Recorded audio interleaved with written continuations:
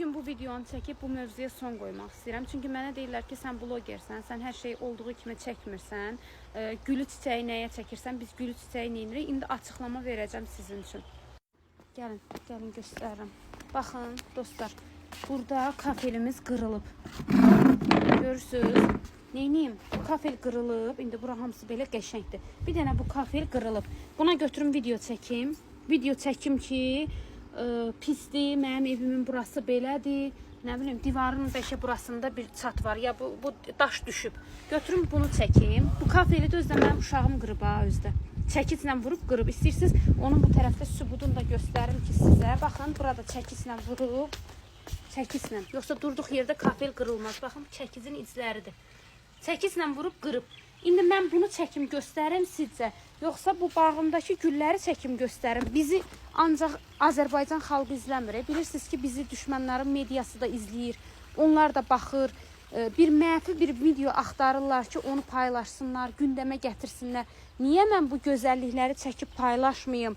Bir kafel qırılıb da. Güya hansısa evdə, ya Bakıda, ya hansısa rayonlarda tikilən bu evlərdə, tutaq ki, ev tikib, insan özü tikib evini. Heç nə olmur güya. Daşı da qopar, aboyu da qopar. O dəfə bizim evin aboyu qopmuşdu. Getdim, aboyu aldım, gətirdim. Yoldaşım yapışdırdı, qutardı, getdi. Yəni 20 manatlıq, 50 manatlıq bir xərcə görə bu boyda evi, tikilən bu boyda evi, baxın, yay balkonu var, yanında qış balkonu var. Bu boyda tikilən evi heçə görmək olar sizcə?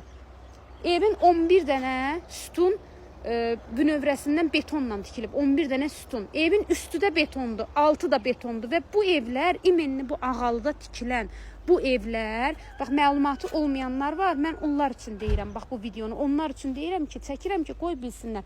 Bu evlər elə belə adi hörgü daşı ilə tikilməyib. Xüsusi izolyasiyalı daşla tikilibdir. Yəni adi daş deyil, sıradan daş deyil. Elə daşla tikilib ki, qışda evlər çox isti olur. Yayda da sərin olur. Hə, buradan aha, burası biraz qopmuşdu, sıvaq. Bunu təzədən sıvadıq. Yəni nə olub ki, hər şeyi bəyəm çəkib paylaşaq. Valla burada 2 otaqlı balaca bir ev tiksəydilər də biz gəlib burada yaşayasıydıq.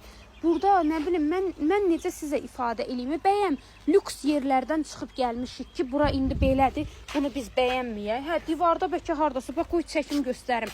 Bu evlər üstü də betondur, altı da betondur. Hə, divarın burası belədir. Hə, mən bunu çəkim göstərim. Mənim tək həyətim belə deyil ha. Valla mənim qonşularım, burada 99% insanın həyəti o qədər gözəldir. Əkirlər, becərirlər. Baxın, bu mənim qonşumun həyətidir. Güya Bakıda hamı rahat yaşayır, tıxac, insanlar bəzən iş tapa bilmir, gedir Bakıda kiraya qalır, min bir əziyyətlə, bir qarın yeməyə insanlar işləyir, çalışır.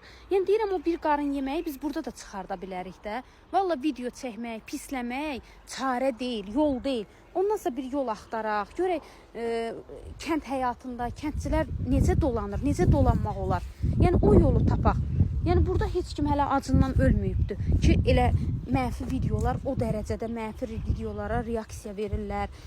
Hamı elə bir ki, gözləyir ki, bir mənfi video gəlsin, o mənfi videonu çəksin, paylaşsın. Vallahi mən bu torpağa keçən dəfə də demişdim. Bağa baxırsan bağ olur, baxmırsan dağ olur. Bu torpağa baxmasan, bax elə belə quru torpaq olaraq da qalacaq. Bax, köçmək istəyənlər də çoxdur.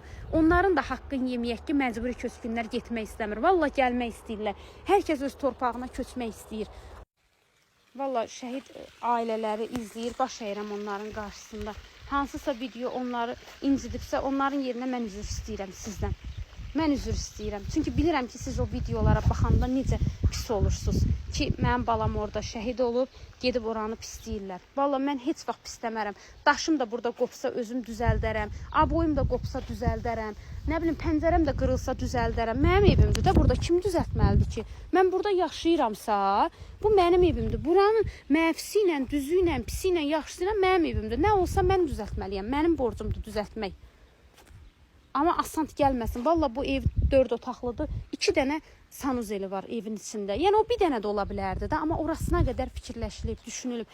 Yəni siz nəyi demək istəyirəm? Heç olmasa bax bu yaxşı tikilənə, dəyər verilənə, əziyyət çəkilənə biz də qiymət verək. Elə hər şeyi pisləməyək də, nə olar? Pisi heç olmasa pisləyin, amma yaxşını da pisləməyək də. Biz axı elə xalq deyilik. Biz əziyyətə, zəhmətə qiymət verən xalqıq. Heç olmasa yaxşıya yaxşı deyək. Mən burada reallıqları çəkib paylaşıram və mənim kimi insanlar burada yüzlərlə var. Hamısında yavaş-yavaş çəkib göstərəcəm ki, sizə insanlar necə dolanır, necə yaşayır. Yəni buradakı insanlar da çox əziyyət çəkir. Mən özüm ali təhsil almaq üçün o qədər böyük əziyyətlər çəkmişəm. Valla o qədər əziyyətlərlə böyümüşük, çətinliklərlə böyümüşük. Rahat keçməyib uşaqlığımız. Mən kənd həyatı görməmişəm. Mən Bakıda böyümüşəm, amma çox əziyyət çəkmişik. İndi şükür Allaha, evimiz, yuvamız var, başımız soxacaq bir yuvamız var, bir həyətimiz var. Buranı gözəlləşdirməyə çalışıram, bir gözəl iş görməyə çalışıram. Nə olar buna başqa bir ad verməyək.